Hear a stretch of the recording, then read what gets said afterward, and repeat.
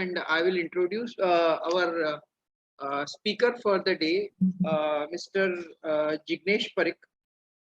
Jignesh Bhai is basically a mechanical engineer. Welcome, Jignesh Bhai. Thank you. Jignesh Bhai is basically a mechanical engineer, passed out from LD College of Engineering in the year 2000. He has worked with Hitachi company and worked on its research and development department. He has been a part of the Hitachi core team, which worked on Bureau of Energy Efficiency's certification for various of its products.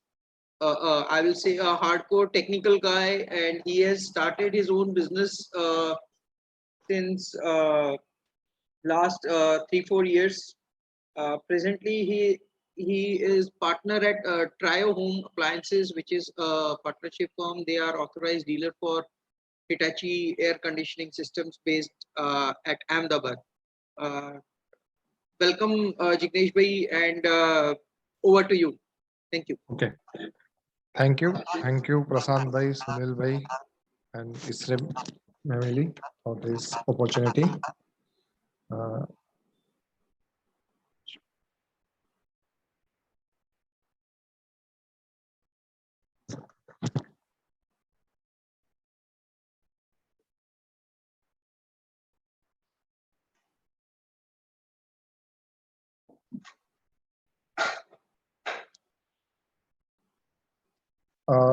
I think આપણે આ પ્રેઝન્ટેશનનું medium Gujarati જ રાખીશું. બરાબર અને બરાબર સંભળાય છે બધાને? Yes okay okay. અચ્છા, આપણે આ સેશન સ્ટુડન્ટ જોડે થોડું ઇન્ટરેક્ટિવ કરી શકીએ છીએ? Yes anyone can unmute. Chat box use કરીને કરી શકીએ.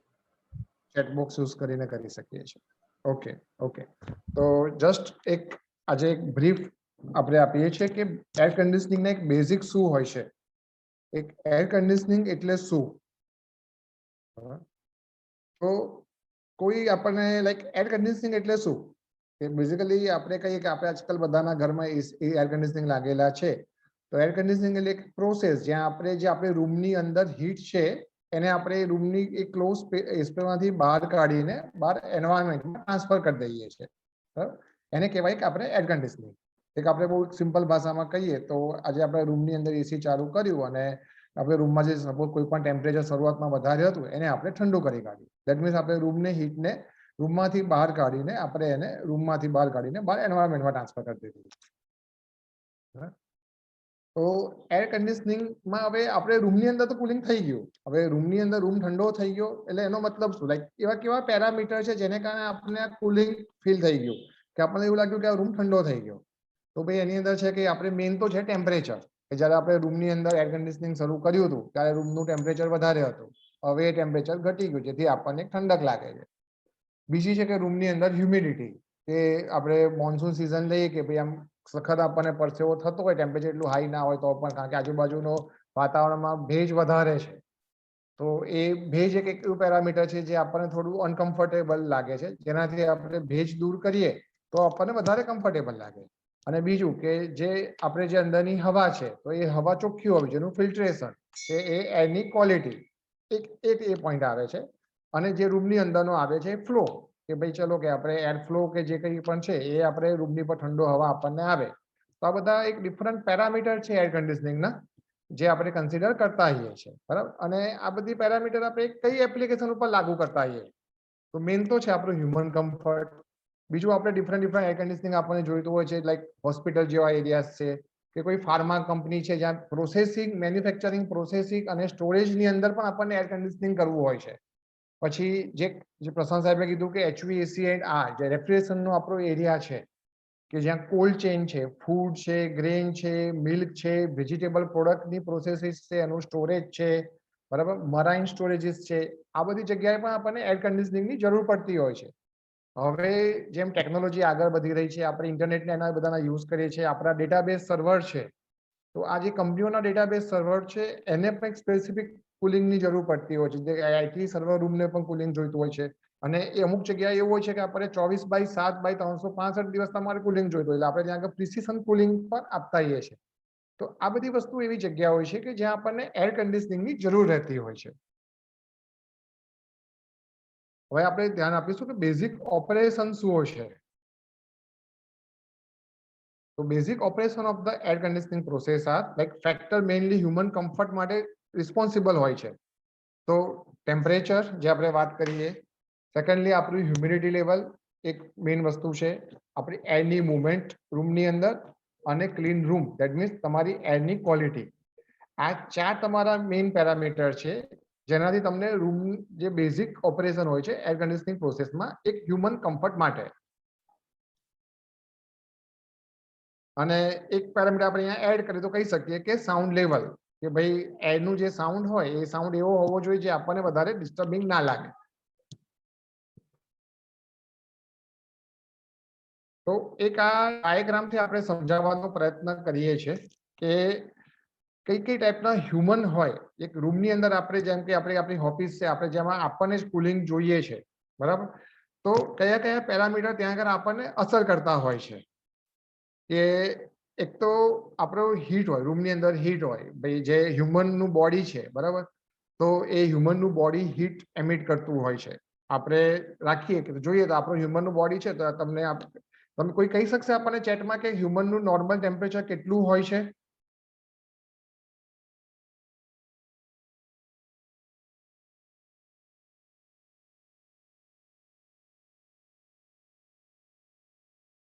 ઓકે, લાઈક ચલો કે આપણે માની લઈએ કે હ્યુમન ટેમ્પરેચર આપણું 36.5 કે એ રીતનું આપણું ટેમ્પરેચર કે તમારી રીતના હોય છે.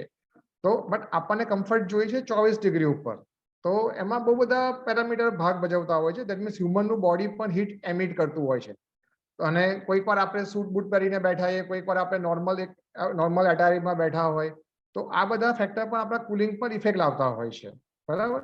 જ્યારે આપણે air temperature, surface temperature, humidity, air motion, આ બધી થર્મલ કમ્ફર્ટ ફેક્ટર જે બધા હોય એને કંટ્રોલ કરીએ ત્યારે આપણે રૂમની અંદર એર કન્ડિશનિંગની ઇફેક્ટ હ્યુમન કમ્ફર્ટ માટે લાગે.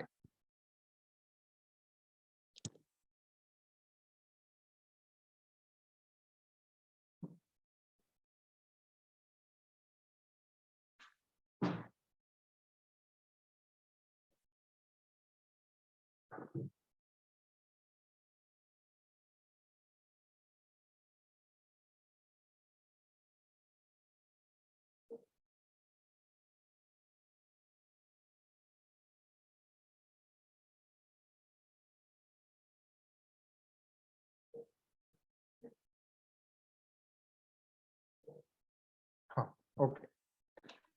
હવે રૂમ, આપણે એક રૂમની વાત કરીએ. રૂમ જે આપણે રૂમ એટલે હું તમને એક સિમ્પલ એક્ઝામ્પલ માટે આ રૂમ કહું છું. લાઈક આપણી ઓફિસ પણ હોઈ શકે છે કે બીજું કોઈ એરિયા પણ હોઈ શકે છે. તો હીટ હોય, હીટ એટલે આપણા રૂમની અંદર ગરમી ક્યાંથી આવે?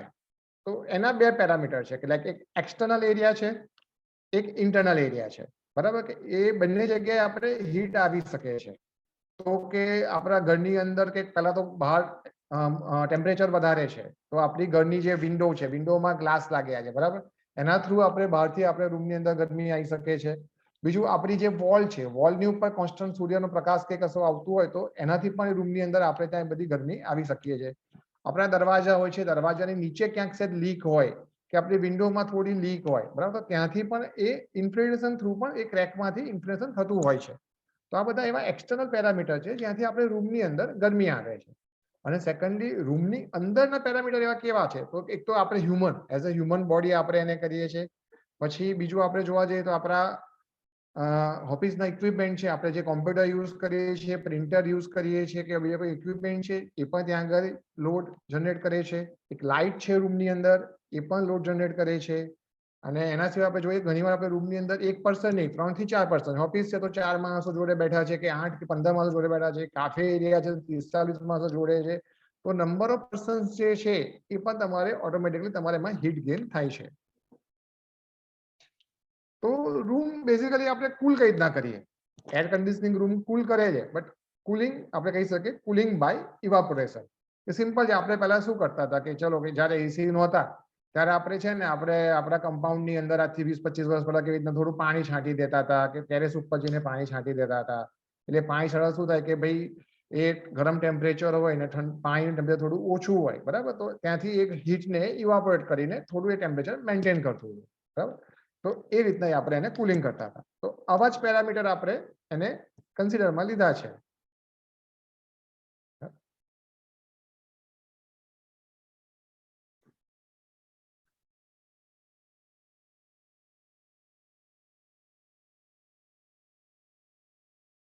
તો આ એક છે ઇવાપોરેશન અને રેફ્રિજરેશન સાયકલ.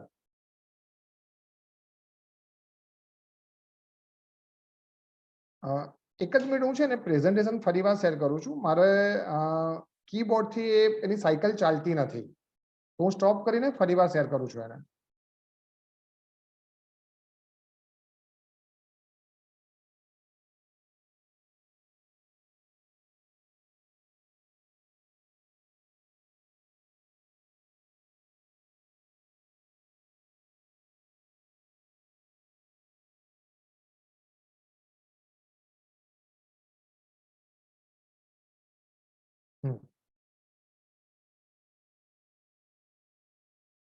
તમે જુઓ કે ભાઈ એક આ લિક્વિડ છે, લિક્વિડ અત્યારે વાલ ક્લોઝ છે, બરાબર.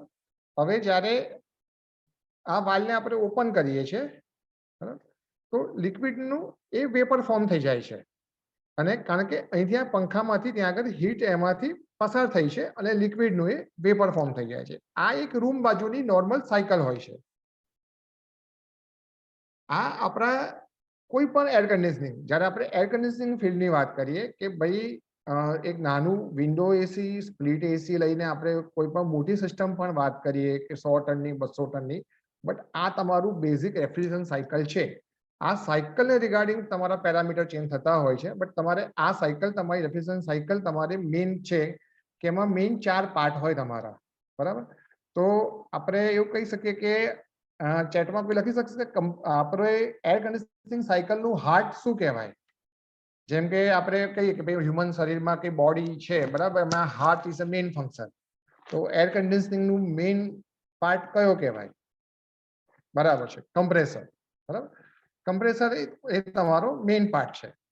તો કમ્પ્રેસર પછી ઇવાપોરેટર જે રૂમ સાઇડનો પાર્ટ છે, પછી જે કન્ડેન્સર છે જે આઉટ કમ્પ્રેસરના પછીનો પાર્ટ છે, ને એક્સપાન્શન ડિવાઇસ. આ 4 એ તમારા મેજર કમ્પોનન્ટ છે કોઈ પણ એર કન્ડિશનિંગ સિસ્ટમ માટે.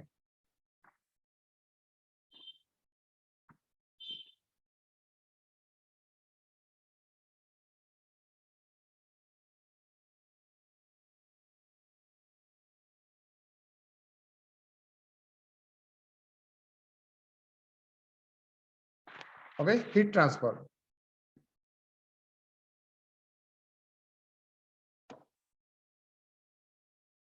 તો એર કન્ડિશનિંગ સિસ્ટમ નું સ્ટડી કરતા પહેલા આપણે નોર્મલ લો ઓફ થર્મોડાયનેમિક્સ બહુ બેઝિક રીતના અહીંયા ડિફાઇન કર્યો છે કે આ તમે એને યાદ રાખી લો કે ભાઈ લો 1 આ બહુ સિમ્પલ વસ્તુ છે કે heat always flows from higher level to lower level, બરાબર. બે, અને બીજું કે કોઈ પણ એનર્જી ક્યારે જનરેટ કે ડિસ્ટ્રોય નથી થતી, ખાલી આપણે એને એક ફોર્મમાંથી બીજા ફોર્મમાં હંમેશા ટ્રાન્સફર કરીએ છીએ. આ સિમ્પલ થર્મોડાયનેમિક્સના 2 લો છે જે આપણે એર કન્ડિશનિંગ માટે જરૂરી છે.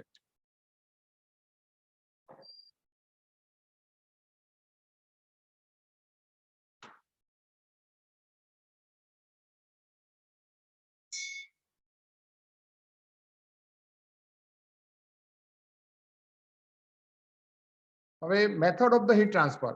આઈ થિંક આપણે બધા અહીંયા આગળ જે પણ છે બધા એન્જિનિયરિંગ ફિલ્ડના સ્ટુડન્ટ્સ છે, તો તમને આઈડિયા તો હશે જ કે હીટ ટ્રાન્સફરની મેથડ શું છે કે ભાઈ કન્ડક્શન, કન્વેક્શન અને રેડિએશન, બરાબર. કન્ડક્શન એટલે શું કે જ્યારે તમે બે બોડીને એકબીજાની જોડે રાખો છો, બરાબર, એક ટેમ્પરેચર એકનું વધારે છે, બીજાનું ટેમ્પરેચર ઓછું છે, બંને ડાયરેક્ટ બીજાના કોન્ટેક્ટમાં છે, ત્યારે તમારું બંને એક હાઈ ટેમ્પરેચરમાંથી લોઅર ટેમ્પરેચર તરફ તમારી હીટ ત્યાં આગળ ટ્રાન્સફર થશે. એ તમારો કન્વેક્શન વાળો પાર્ટ છે. કન્વેક્શન વાળો પાર્ટ એટલે તમારે શું થયું કે ભાઈ convection is the heat transfer by actual movement of the molecules by air કે જેથી તમારી ત્યાં આગળ ટ્રાન્સફર થાય છે, એ તમારો કન્વેક્શન વાળો પાર્ટ છે કે ભાઈ લિક્વિડ કે ગેસિયસ ની અંદર. અને રેડિએશન, રેડિયેશન એટલે હીટ જે તમારી ફ્લો થાય છે without any medium on the form of the રે, જે રેના ફોર્મમાં તમારે કોઈ સોર્સિસમાંથી તમારી જે હીટ ટ્રાન્સફર જે થાય છે ટેમ્પરેચર અને એના બેઝ ઉપર, એ તમારું રેડિયેશન છે.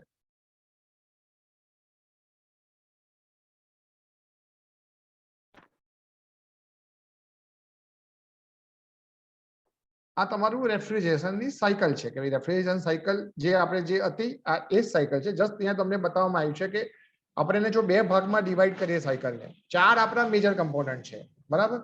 કમ્પ્રેસર, કન્ડેન્સર, ઇવાપોરેટર અને એક્સપાન્શન વાલ્વ. બટ આ વસ્તુને જ્યારે હું બે ભાગની અંદર ડિવાઈડ કરું છું તો ભાઈ આપણને તો ઘરે એવું દેખાય છે કે એસી આવ્યું એટલે કે ઇન્ડોર યુનિટ આવ્યું અને એક આઉટડોર યુનિટ આવ્યું, બરાબર?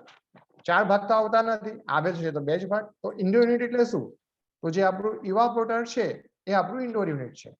જ્યારે તમારું કમ્પ્રેસર, એક્સપાન્શન વાલ્વ જે આખું અને કન્ડેન્સરની કોઇલ, એ જે તમારી યુનિટ છે એ ત્રણ તમારા આઉટડોર યુનિટ સાઇડ પર હોય છે. મેજરલી આ રીતના જ અત્યારે સાયકલ ચાલતી હોય છે.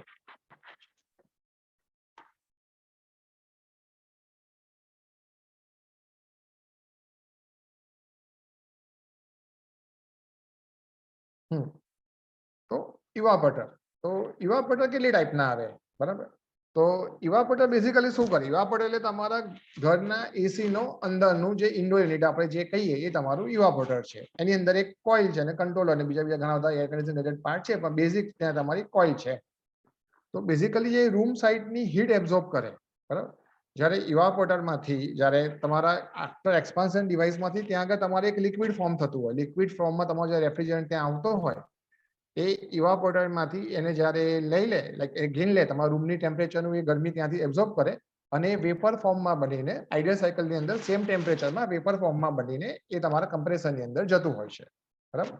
તો આ થઈ આપણી ઘરની સાયકલ. કોઈ મોટી એપ્લિકેશન એવી હોય છે તો જેમાં ચીલર જેવી એપ્લિકેશન હોય છે કે ભાઈ આપણે 400 ટન 500 ટન કશું હોય તો એમાં આ ઇવાપોરેટરની અંદર વોટર કુલ ટાઈપ પણ આવતું હોય છે, જ્યાં તમે એક પ્રાઇમરી રેફ્રિજરન્ટથી તમે પાણીને ઠંડુ કરો છો એઝ અ સેકન્ડરી રેફ્રિજરન્ટ, અને આ પાણી તમારી કોઇલની અંદરથી પસાર થતું હોય છે રેફ્રિજરન્ટને બદલે, અને આ પાણી તમારા રૂમની અંદર તમારે ઠંડક લાવે છે, બરાબર? આ થઈ તમારી ઇવાપોરેટરની સાયકલ. પછી આવ્યું તમારું કમ્પ્રેસર. તો કમ્પ્રેસર શું કરે છે? કમ્પ્રેસર શું કરે છે કે ભાઈ તમારી જે તમારું વેપર રેફ્રિજરન્ટ છે, તમે આ સાયકલની અંદર એક પોઈન્ટ જોશો જ્યાં કમ્પ્રેસરની ઉપર તમને દેખાશે કે બ્લુ અને રેડ જ્યાં બેથી અલગ પડે છે, એટલે કમ્પ્રેસર તમારું લો ટેમ્પરેચર લો પ્રેશરનું જે તમારું વેપર રેફ્રિજરન્ટ હોય એને કમ્પ્રેસ કરે. એ કમ્પ્રેસ કરે એટલે એની અંદર એ હાઈ ટેમ્પરેચર હાઈ પ્રેશરની અંદર તમારે ટ્રાન્સફર થઈ જાય. હવે તમને થોડું વધારે આઈડિયા આવશે. આ ડિફરન્ટ ટાઈપ ઓફ કમ્પ્રેસર છે, બરાબર છે, કે જે અત્યારે ઇન્ડસ્ટ્રીની અંદર વપરાશ વધારે છે. લાઈક રેસિપ્રોકેટિંગ જે હવે ખાસું ઓછું થઈ ગયું છે, રોટરી કમ્પ્રેસર, સ્ક્રોલ કમ્પ્રેસર અને screw compressor, screw type compressor. તો આ એક અહીંયા આગળ થોડું કરીને આપણે ટ્રાય કર્યું છે કે ભાઈ રેસિપ્રોકેટિંગ કમ્પ્રેસર કઈ રીતના કામ કરે છે, રોટર કઈ રીતના કામ કરે છે, બરાબર? રેસિપ્રોકેટિંગ તમે જોશો કે ભાઈ પિસ્ટન સિલિન્ડર એક ડિઝાઇન છે જ્યાં પિસ્ટન મૂવ થાય છે, એક બાજુથી લો ટેમ્પરેચર લો પ્રેશર ઉપર ગેસ એન્ટર થાય છે, તેને કમ્પ્રેસ કરીને હાઈ પ્રેશર હાઈ ટેમ્પરેચર ઉપર એને રિલીઝ કરે છે. સેમ વસ્તુ રોટરી કમ્પ્રેસરમાં છે, પણ ત્યાં આગળ એક રોટર અને વેન ડિઝાઇન છે. ત્યાં તમે જોશો જે બ્લુ કલરનો ગેસ છે, બરાબર, એ તમને બતાવે તમારો લો ટેમ્પરેચર અને લો પ્રેશર પરનો ગેસ છે, જેને તમે રોટરની મુવમેન્ટથી કોન્સ્ટન્ટ મુવમેન્ટથી તમે એને કમ્પ્રેસ કરો છો અને ત્યાં આગળ તમે જોશો એનઆરવી વાલ્વ થ્રુ ત્યાં આગળ એને તમને ટ્રાન્સફર કરી દે છે, બરાબર? સેમ વસ્તુ સ્ક્રોલ છે. આ ટેકનોલોજી સ્ક્રોલની અંદર તમારે બે સ્ક્રોલ હોય જે એકબીજાની અંદરથી લાઈક મુવમેન્ટ સાથે જે ગેસને ત્યાં કમ્પ્રેસ કરીને ઇનલેટની સામે આઉટલેટ એને હાઈ ટેમ્પરેચર હાઈ પ્રેશર ઉપર આપી દે. સેમ વસ્તુ સ્ક્રૂ ટેમ્પરેચર કે તમારે બોટમથી તમારે ગેસ આવે છે અને વચ્ચે સ્ક્રૂ જેવી જે તમારા લોક ડિઝાઇન હોય એ મોટરમાંથી પસાર થઈને હાઈ ટેમ્પરેચર હાઈ પ્રેશર ઉપર ટ્રાન્સફર થાય છે. આઈ થિંક આ વસ્તુ તમને જોવામાં આવી તો તમને ઘણા બધાને એનો આઈડિયા આવી ગયો હશે કમ્પ્રેસરની ટેકનોલોજીનો. અહીંયા તમને કોઈ પણ જાતની ક્વેરી હોય તો તમે મને ચેટ બોક્સમાં લખી શકો છો.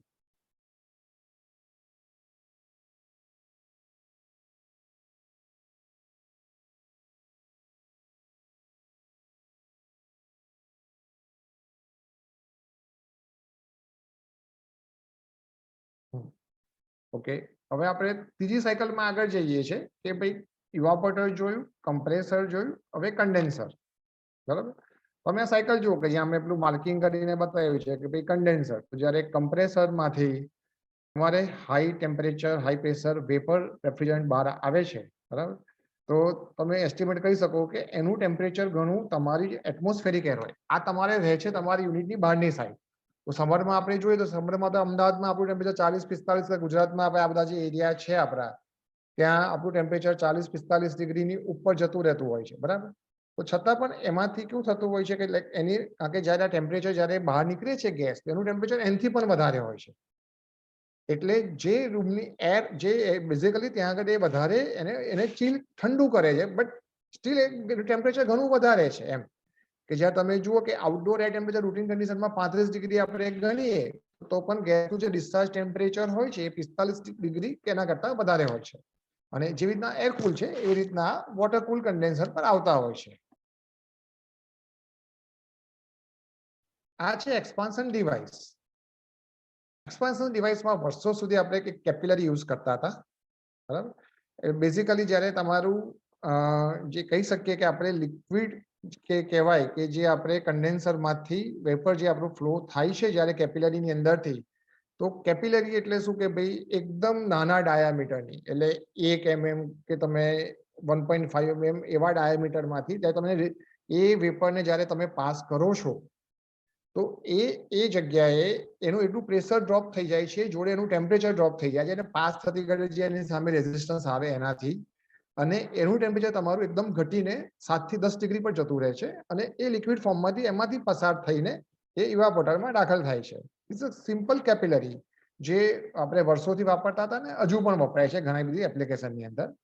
એ પછી આવ્યા થર્મોસ્ટેટિક એક્સપાન્શન વાલ્વ.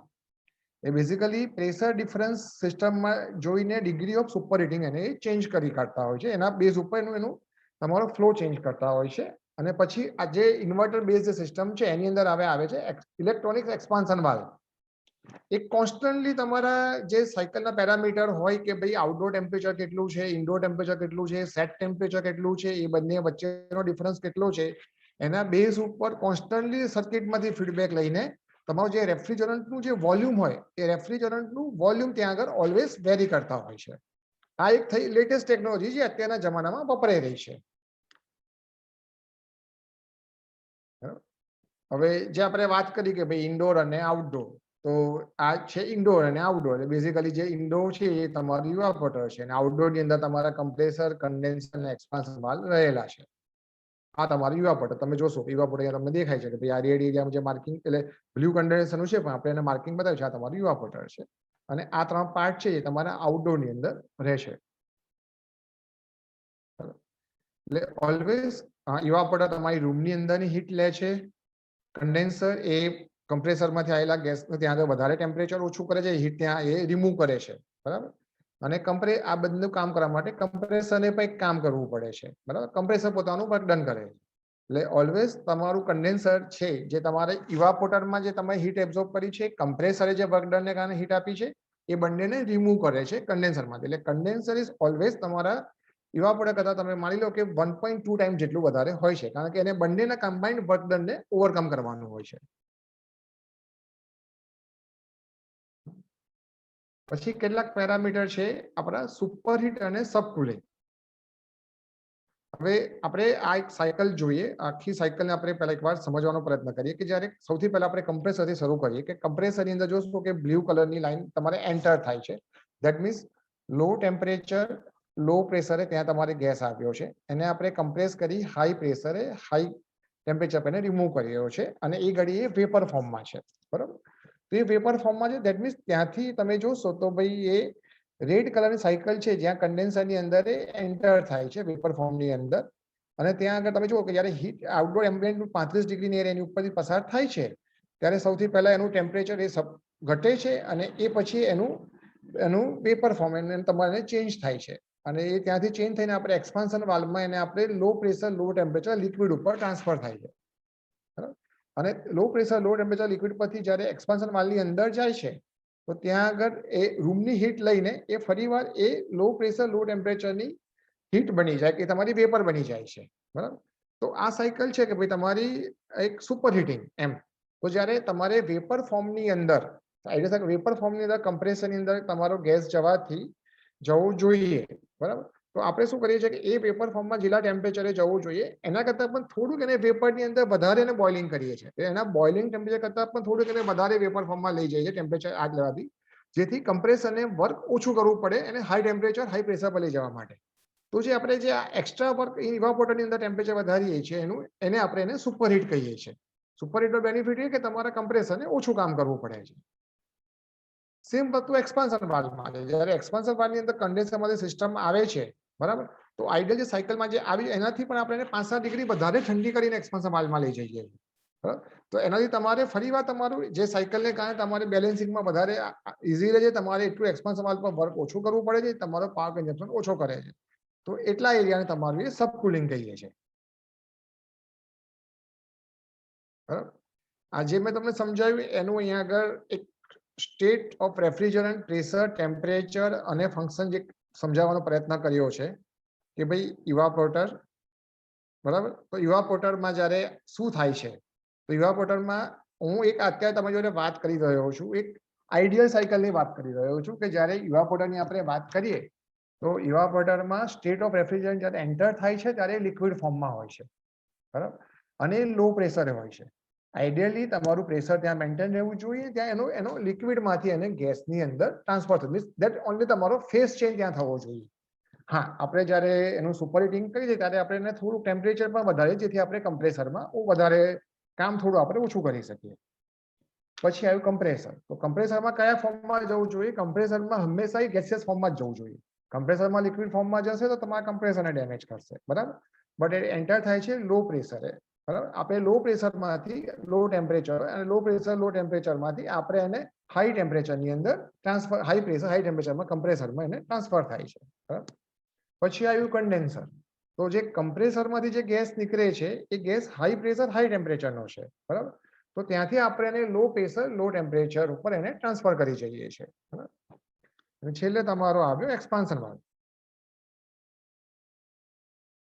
એક તો એક્સપાન્શન વાલ્વમાં તમારું હાઈ પ્રેશર પરથી તમે એને લો પ્રેશર પર ટ્રાન્સફર કરી જાઓ છો અને ત્યાં આગળ તમે એને લિક્વિડ ફોર્મમાં લઈ જાઓ છો.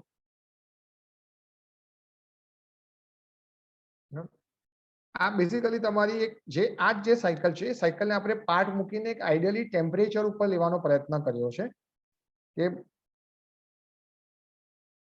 જ્યારે તમારા કમ્પ્રેસરમાંથી તમે પહેલો પોઈન્ટ જોયો કમ્પ્રેસરનું બી પોઈન્ટ છે કે ભાઈ એ પોઈન્ટ તમારું એન્ટર થાય છે, બી પોઈન્ટ તમારો બહાર જાય છે. આપણે સ્ટાર્ટિંગ કરીએ બી પોઈન્ટ કે જ્યારે બીમાં ગેસ ડિસ્ચાર્જ થાય છે તો એનું ટેમ્પરેચર માની લઈએ કે આપણે 75 થી 80 કે કોઈ પણ જેમ 100 ડિગ્રી સુધી એનું ટેમ્પરેચર રહેતું હોય છે. તો જ્યારે અને એનું હાઈ પ્રેશર હોય 270 to 85 psi પર એ પ્રેશર હોય છે. તો ત્યાંથી એ જ્યારે જાય છે સેચ્યુરેટેડ વેપર, એ તમારું જે વેપર છે એ વેપર તમારે કન્ડેન્સરમાં જાય છે, બરાબર. તો કન્ડેન્સરમાંથી જ્યારે પસાર થાય છે ત્યારે તમે જોશો એનું ટેમ્પરેચર 70-75 માંથી 40 થી 45 ડિગ્રી પર ટ્રાન્સફર થઈ જાય છે. કારણ કે એને 35 ડિગ્રીની એર મળે છે. સમરની અંદર તમે 40-45 ડિગ્રીની એર હશે તો એનું ટેમ્પરેચર તમારું એને 45 ને બદલે 55 કે કશું રહેશે. અને એ સેચ્યુરેટેડ વેપર ફોર્મમાંથી સેચ્યુરેટેડ લિક્વિડ ફોર્મની અંદર ટ્રાન્સફર થઈ જાય છે, બરાબર. હવે અને પ્લસ ત્યાં આગળ તમે થોડું સબ કુલિંગ એટેન્ડ કરો છો એટલે તમારી જે 40-45 ડિગ્રી છે એને બદલે 38-40 ડિગ્રી પર તમારું એ કેપિલરીની અંદર આવી ગયું. કેપિલરી કહો કે આપણે expansion valve, basically expansion device છે. એક્સપાન્શન ડિવાઇસની અંદર જ્યારે પસાર થાય છે ત્યારે કમ્પ્લીટ એ લિક્વિડ ફોર્મની અંદર આવી જાય છે અને એનું આઈડિયલ ટેમ્પરેચર 7 ડિગ્રી હોવું જોઈએ. આઈડિયલ સાયકલ કેવી હોય કે તમારું ઇનલેટ તમારા ઇવાપોરેટરની અંદર 7 ડિગ્રી હોવા જોઈએ અને આઉટલેટ તમારા 12 ડિગ્રી જેવા હોવા જોઈએ. એટલે બેઝિકલી 7 to 7 હોવા જોઈએ. એટલે તમારે ઓનલી ફેસ ચેન્જ થવું જોઈએ. બટ આપણે ત્યાં આગળ સુપર હીટિંગ ને બધું લઈને આપણે જનરલી નોર્મલ સાયકલ 7 થી 12 ડિગ્રીની વચ્ચે રહેતી હોય છે. જ્યારે ઇવાપોરેટરમાં તમારું લિક્વિડ એન્ટર થાય ત્યારે તમારે રૂમની હીટ લઈને એને લિક્વિડ ફોર્મમાંથી વેપર ફોર્મમાં થાય અને થોડું આપણે સુપર હીટિંગ કરીએ છીએ એટલે આપણે 10 થી 12 ડિગ્રી મેન્ટેન કરીએ છીએ. 10 થી 12 ડિગ્રી મેન્ટેન કરવાથી તમારે સુપર હીટિંગ તમારે બીજો એક બેનિફિટ એ છે કે તમે કોઈ પણ કન્ડિશનની અંદર બિલકુલ તમારે લિક્વિડ તમારા કમ્પ્રેસરમાં જતું નથી. એટલે તમને લિક્વિડ તમારે એને ડેમેજ થી બચાઈ જાય છે, બરાબર. અને તમને થોડું વર્ક કમ્પ્રેસરને વર્ક ઓછું કરવું પડે તમે 10 થી 12 ડિગ્રી વાળો ત્યાં આગળ ગેસ મોકલો છો તો, બરાબર. તો આ એક સાયકલ છે. આઈ થિંક હવે તમે એને કદાચ તમે ભણ્યા હશો, તમારે બુકમાં ડાયાગ્રામ પણ આવતો હશે એન્થાલ્પી ને એનો કર્વ, બટ આઈ થિંક તમે એક આ ડાયાગ્રામ સાથે બહુ ઇઝીલી ક્લબ કરીને ઇઝીલી એને યાદ રાખી શકશો કે આ રીતની તમારી એક સાયકલ હોય છે. પછી હવે ત્યાંનો તમને કહી રહ્યો છું કે ભાઈ ગેસ જાય છે, બટ આઈડિયલી એને અમારે કહેવું છું કે રેફ્રિજરન્ટ બરાબર. રેફ્રિજરન્ટ સિસ્ટમની અંદર મૂવ થાય છે અને પહેલા ઠંડો થાય, ગરમ થાય, એના બધા જ ફોર્મ બધા ચેન્જ થાય છે બરાબર. તો આપણે જોવા જઈએ તો કે રેફ્રિજરન્ટમાં R22 રેફ્રિજરન્ટ વર્ષોથી આપણે વાપરતા હતા. એનું કેમિકલ નેમ છે CHClF2 મોનોક્લોરો ડાયફ્લોરોમિથેન બરાબર, CHClF2. હવે એની અંદર જે આ જે ક્લોરીન ને જે બધા પેરામીટર છે, તો રેફ્રિજરન્ટ જ્યારે એટમોસ્ફિયરમાં જાય છે તો ત્યારે એને ઓઝોનના લેયરને ઇફેક્ટ કરે છે બરાબર. એટલે ગ્લોબલ વોર્મિંગ પોટેન્શિયલ એનું હાઈ છે. બેઝિકલી 2 પોઈન્ટ કે ODP કહીએ, GWP કહીએ, એ બંને એના હાઈ છે.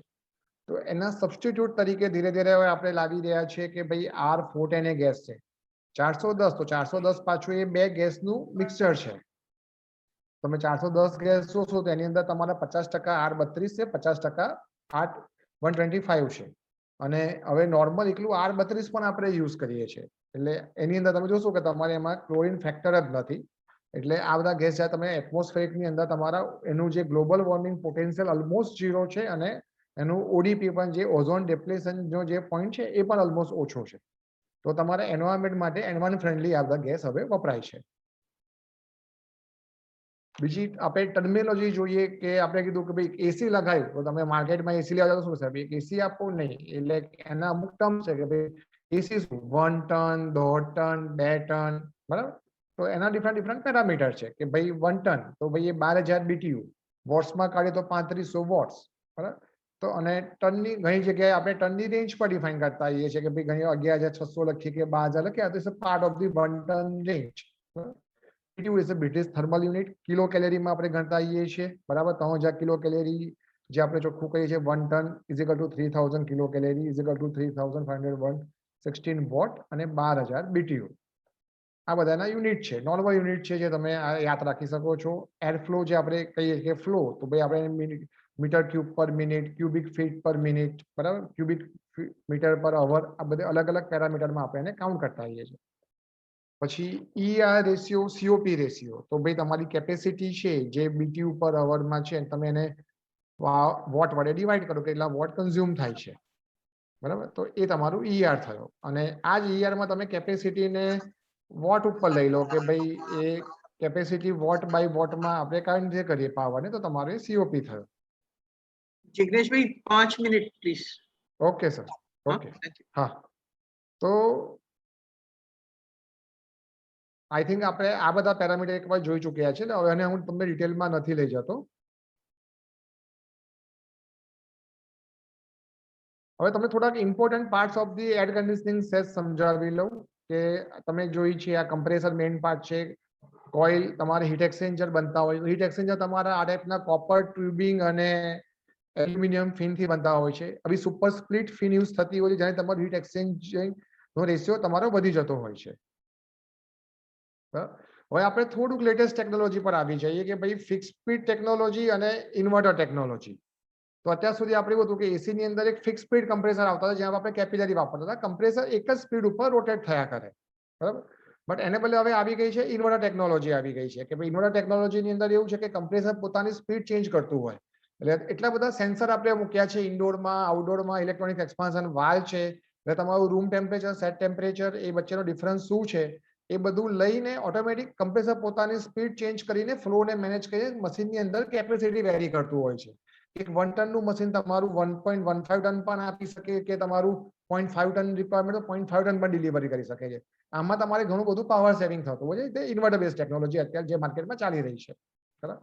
ધીસ ઇઝ આ ઇન્વર્ટર બેઝ ટેકનોલોજી. એક તમને ગ્રાફથી સમજાવવામાં આવ્યું છે કે ભાઈ આપણે રૂમ ટેમ્પરેચર જો 25, 26, 27 ડિગ્રી મેન્ટેન કરીએ અને ઇનિશિયલી 35 ડિગ્રી હોય તો ફિક્સ સ્પીડની અંદર એવું હોય કે તમારું એકવાર ટેમ્પરેચર આવી જાય પછી ત્યાં આગળ એ તમારું એક કટ ઓફ કટિંગ થયા કરતું હોય.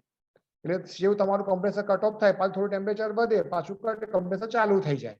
એટલે તમારે ટેમ્પરેચર થોડું અપડાઉન થાય. ઇન્વર્ટરની અંદર તમારી જે ટેમ્પરેચર આવી ગયું તો તમારું કમ્પ્રેસર પોતાની સ્પીડ ચેન્જ કરીને કેપેસિટી ઓછી કરી દે છે. એટલે તમારી જે 25 ડિગ્રી તમારે મેન્ટેન કરવું છે, 27 ડિગ્રી મેન્ટેન કરવું છે, કન્ટિન્યુઅસ તમારે એક જ કન્ટિન્યુઅસ મેન્ટેન થયા કરે. આ તમારી ઇન્વર્ટર સામે તમારું પાવર સેવિંગ થઈ જાય. આ તમારી ઇન્વર્ટર ટેકનોલોજીનો બેનિફિટ છે. પછી એર કન્ડિશનિંગ સિસ્ટમ આપણે જોઈએ કે આપણે વાત કરી તો કે ભાઈ એક તો રૂમ એસી આવે છે, કમર્શિયલ એસી આવે છે, બરાબર. તો રૂમ એસી ની અંદર આપણે છે વિન્ડો છે, સ્પ્લિટ છે, પછી વોલ માઉન્ટેડ છે, સીલિંગ સસ્પેન્ડેડ છે. આજકાલ બધા હવે કેસેટ ને ટાઈપના યુનિટ પણ આપણે હવે ઘરની અંદર બધા લગાવતા હોઈએ છીએ. અને એની સામે કમર્શિયલમાં વાત કરીએ તો ડક્ટેબલ ટાઈપના એસી આવે, પેકેજ ટાઈપ એસી આવે, સેન્ટ્રલ પ્લાન્ટ આવે છે, એમાં પણ વોટર કુલ અને એર કુલ ટાઈપના પ્લાન્ટ આવતા હોય છે. આ જસ્ટ એના બધાનું ડિટેલ્સ છે. What window AC means unitary system, એક જ સિસ્ટમની અંદર બધું આવી ગયું. એમાં પણ વન સાઇડ ટ્વિન્સ, બે સાઇડ ફ્લો, એ રીતના ફ્લો આવતા હોય છે. આ સ્પ્લિટ ટાઈપના એસી છે, ઇન્ડોર આઉટડોર એ રીતના એના બે પાર્ટ આવતા હોય છે. કેસેટ ટાઈપના કહી શકીએ, ફ્લોર માઉન્ટેડ કહી શકીએ, ટાવર ટાઈપના. આ ડક્ટેબલ યુનિટ છે. આ મેઇનલી તમારા કમર્શિયલ તમારે ડક્ટિંગ સાથે લાગતા હોય છે, બરાબર. મોટા મોટી ફેક્ટરી ને બધી જગ્યાએ આપણે એને યુઝ કરતા હોઈએ છીએ. તો આ તમારા ડક્ટેબલ ટાઈપના યુનિટ છે. આ સેન્ટ્રલ એર કન્ડિશનિંગ સિસ્ટમ એક પ્લાન બનાવ્યો છે કે ભાઈ તમારે એક દૂર એરિયા છે, તમારી એરિયામાં અહીંયા એક જગ્યાએથી એર આવે ડક્ટિંગ થ્રુ, અને એ ડક્ટિંગ થ્રુ એર પાસ થઈને તમારી બીજી કોઇલમાં જતા રહે. તમારા કન્ડેન્સર અને તમારી ઇવાપોરેટર બંને દૂર રૂમની બહાર જ છે, બસ. તમે ડક્ટિંગ થ્રુ બધું તમે એને ટ્રાન્સફર કરી શકો છો. પછી central air conditioning chiller base plant આવતા હોય છે, બરાબર. અહીંયા તમારું એ જ છે કે તમારું વોટર ઇસે સપ્લાય છે, in cold water, hot water આવ્યું, ઇન વોટર આવ્યું, પણ તમે રેફ્રિજરન્ટ તમારા વોટરને ઠંડુ કરીને તમે વોટરને તમે પાઇપલાઇન થ્રુ રૂમની અંદર લઈને રૂમને એને બધાને ઠંડા કરી શકો છો. પછી આ આ ડિફરન્ટ ટાઈપની ડક્ટિંગ ડિઝાઇન છે કે ભાઈ આ ટાઈપની ડક્ટિંગ આવતી હોય છે, કઈ રેક્ટેંગલ ડક્ટિંગ, રાઉન્ડ ડક્ટિંગ, આ ટાઈપના એના ડિફ્યુઝર, ગ્રીલ બધા પાર્ટમાંથી જેમાં તમારા ડક્ટિંગ થ્રુ તમારી એર આવતી હોય, એનો એક આ પાર્ટ છે. આ એક સેજ આની પર સેજ હું 2 મિનિટ લઈ લઈશ કે ભાઈ તમારું વેરિયેબલ સિસ્ટમ. આજકાલ હવે કેવું છે કે ભાઈ હવે ફેક્ટરી, તમારી ઓફિસીસ ને બધામાં કોઈ એક જ જગ્યાએ તમને આઉટડોર મૂકવાની સગવડ મળે છે અને તમારે 10 થી 15 ઇન્ડોર મૂકવા છે, બરાબર. તો તમે 15 આઉટડોર ની આ વેરિયેબલ વીઆરએફ સિસ્ટમ છે, સેન્ટ્રલ એર કન્ડિશનિંગ સિસ્ટમ છે કે તમે કે એક જ આઉટડોર થી તમે ડિફરન્ટ ઇન્ડોર ને, એટલે એક જ પાઇપ તમારી સિસ્ટમમાં આવે અને પાઇપ થ્રુ તમારે વચ્ચે મલ્ટી જોઈન્ટ લાગતા હોય, અને જોઈન્ટ લાગીને તમારે એની પાસે આગળ જતું બીજા સિસ્ટમમાં એને ટ્રાન્સફર કરતું હોય. તમે એક જ આઉટડોર ની અંદર 15 થી 20 ઇન્ડોર લગાવી શકો છો, અને કોઈ પણ એક ઇન્ડોર એક ટાઈમે ચાલુ કરી બધા ઇન્ડોર એક સોળે બધા ઇન્ડોર ચાલુ કરી શકો છો. એ જ પ્રમાણે કેપેસિટી ડિલિવર થાય છે અને એ જ પ્રમાણે તમારે ત્યાં આગળ એનો પાવર કન્ઝમ્પશન લેતો હોય છે. હા, આ બધાનું last 2 કમ્પેરિઝન minutes. છે. Yes sir. Yes. યસ, આ એની કમ્પેરિઝન છે કે ભાઈ વિન્ડો, સ્પ્લિટ અને પેકેજ એસીમાં કઈ કઈ વસ્તુ પોસિબલ છે, કઈ વસ્તુ પોસિબલ નથી. કે ભાઈ વિન્ડો તમારી હાઉસહોલ્ડ છે, સ્પ્લિટ હાઉસહોલ્ડ છે, પેકેજમાં તમારા પેકેજ અને સેન્ટ્રલ એસીમાં તમે લાર્જર એપ્લિકેશનમાં યુઝ કરી શકો છો. આ બધી તમારી ડિટેલ છે, બરાબર. પેલા બધામાં ઇન્સ્ટોલેશનમાં એક પ્રોજેક્ટ વર્ક આવતું હોય છે, જેમાં પ્રોજેક્ટનું એક તમારો એક ટાઈમ હોય 3 થી 6 મહિનામાં. તમે વિન્ડો સ્પ્લિટ એસી તમે આપણે એને 1 દિવસની અંદર પણ ઇન્સ્ટોલ કરી શકો છો, બરાબર. તો આ બધી ડિફરન્ટ એની કમ્પેરિઝન છે. Okay, thank you very much sir. કોઈને કોઈ ક્વેશ્ચન હોય કે કોઈ તો પૂછી શકે છે. Really good, Jignesh. Actually, I can say that almost 2 chapters of regular subject you have covered in very short time, but very precisely. So we are really thankful. Okay, thank you આટુભાઈ. In fact, Jignesh Bhai has covered the topic in a very broad manner, rather than talking about only the refrigerant cycle. He has tried to give emphasis on the different type of air conditioning systems which are presently available. And thank you very much, Jignesh Bhai, for spending your valuable time and really taking us through a great presentation. It's Actually, my honor. Yes. in the student chapter now, we are also considering students from second year onwards to be the participants of the student membership. Thanks once again, Jignesh Bhai, Sir, for your Good valuable afternoon from A.B. Patel, JC Palanpur, sir. Yes, sir. Sir, we are thankful to the Ahmedabad chapter and Prashant Bhai, Sunil Bhai, and Jignesh Bhai for this particular webinar. So, student will definitely benefited from this webinar. But sir, if you provide the this video recording of this particular webinar, so we can put on our website, and student, those who have not attended, then they can also benefited from this. Sir, it is available on YouTube page of ECL Ahmedabad chapter very soon. So they Okay, will sir. keep all this. Yes, sir. Okay, thank you very much, sir. And Sunil bhai, we have a snake. So Alpesh sir, just hold off for 2-3 minutes. Okay, We have Mr. Sneh Shah with us, जो कि youth chair के west zone के zonal chair भी हैं. He is like we have a proud position in form of Sneh Shah as one of our CWC members. As youth chair, he has done lot of good work for the air conditioning industry. He has taken lot of initiatives, and now he is representing the youth at the regional level. I will say he is now coming at close to the national level, right? Over to you, Sneh. Thank you, Sunil ji.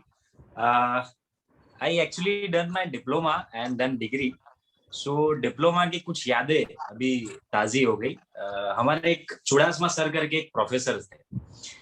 Who used to say કે ભગવાનનો વાલો દીકરો એટલે engineer. So and especially mechanical engineers. So સૌ ભગવાનના વાલા દીકરાઓને મારા નમસ્તે. અને આઈ એમ ગ્લેડ કે તમે લોકો આજે આ સ્પેશિયલી એક જે સ્ટુડન્ટ માટેનો રેફ્રિજરેશન એર કન્ડિશનિંગ માટેના પ્રોગ્રામમાં અવેલેબલ રહ્યા છો, અટેન્ડ કરી રહ્યા છો. જિગ્નેશભાઈ અને પ્રશાંતભાઈએ જે રીતે આખો પ્રોગ્રામ ગુજરાતી લેંગ્વેજમાં બેઝિક સિમ્પલ લેંગ્વેજમાં જે શીખવાડ્યો એ બદલ thanks a lot. Thank you very much. I feel ઘણા સ્ટુડન્ટ્સને આજે સિમ્પલ વેમાં જે શીખવાડવામાં આવ્યું છે એ ઘણા બધા રીતે યુઝફુલ રહેશે.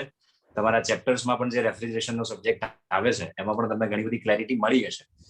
સો રુચિરભાઈ જે આપણા સ્ટુડન્ટ ચેર છે, હાર્દિકભાઈ જેમના કારણે ઘણા બધા સ્ટુડન્ટ્સ જે અત્યારે કહેવાય ને કે પ્રોફેશનલ લાઈનમાં આવ્યા છે અને ડાઇકિન, બ્લુ સ્ટાર, મિત્સુબિશી જેવી મોટી કંપનીઝની અંદર જે લોકો હાલ વર્ક કરી રહ્યા છે. સો ઈશરે તમને એક એવું પ્લેટફોર્મ પૂરું પાડે છે કે જ્યાં તમે પ્રોફેશનલી ખાલી નહીં પણ પર્સનલી પણ ગ્રૂમ થઈ શકો છો. કારણ કે આજથી 4 વર્ષ પહેલા જ્યારે હું ઈશરેમાં જોઈન થયો એ ટાઈમે મને જે એક્સપિરિયન્સ હતા અને આજના જે એક્સપિરિયન્સ છે એમાં ઘણો બધો ફરક છે. ઇવન એલડી એન્જિનિયરિંગ કોલેજ, ગાંધીનગરની પણ અમુક કોલેજીસ, અલગ અલગ ગવર્મેન્ટ કોલેજીસ, ત્યાંથી પણ સ્ટુડન્ટ્સ જે સ્ટુડન્ટમાંથી પ્રોફેશનલ બન્યા છે એ લોકો પણ કરિયરની અંદર અત્યારે ઘણા બધા સારા લેવલ પર છે, ઘણી સારી સેલરી અર્ન કરી રહ્યા છે. મિસ્ટર સુનિલ ભાટિયા એમના પણ એફર્ટ્સ સ્ટુડન્ટ્સ માટે ઓલવેઝ સારા રહ્યા છે અને ઘણા બધા પ્રોગ્રામ પણ એ એઝ અ સ્પીકર પણ કરી રહ્યા છે અને ઘણી બધી જગ્યાએ અટેન્ડ પણ કરી રહ્યા છે. So thank you entire student team, to all the students, faculty members for attending this program, and thank you for inviting me. Thank you.